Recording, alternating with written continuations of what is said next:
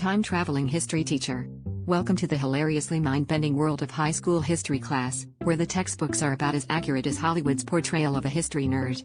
Picture this: a group of students stumbles upon the fact that their seemingly ordinary history teacher, Mr. Timely, is actually an undercover time traveler. He's been zipping through time correcting historical bloopers that could have turned the USA into the United States of whoopsie-daisy.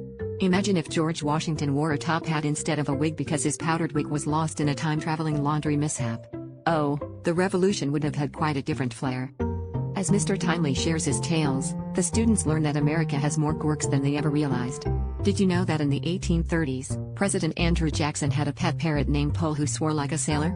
This parrot was so proficient in profanity that it had to be removed from Jackson's funeral. Imagine if Poe had been around during key historical events, perhaps squawking some colorful language during the signing of the Declaration of Independence. Ben Franklin would have had a field day with that. But wait, there's more.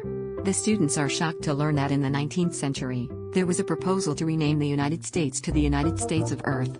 Imagine that. Our history books would be filled with tales of the Earthlings' Civil War and Earthlings' independence celebrations. And speaking of celebrations, did you know that July 2nd is technically America's actual Independence Day? The Declaration was approved on the 2nd, but everyone was too busy setting up fireworks and barbecues to realize it until Thomas Jefferson's reminder on the 4th. As the bell rings and class ends, the students are left pondering what other historical gaffes Mr. Timely might be fixing. Perhaps he's the reason why we don't have a national holiday dedicated to cheese, even though America produces enough cheese each year to cover the entire White House.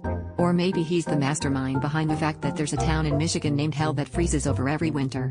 One thing's for sure, history class will never be the same again, and neither will their appreciation for the quirky tapestry that is American history and culture.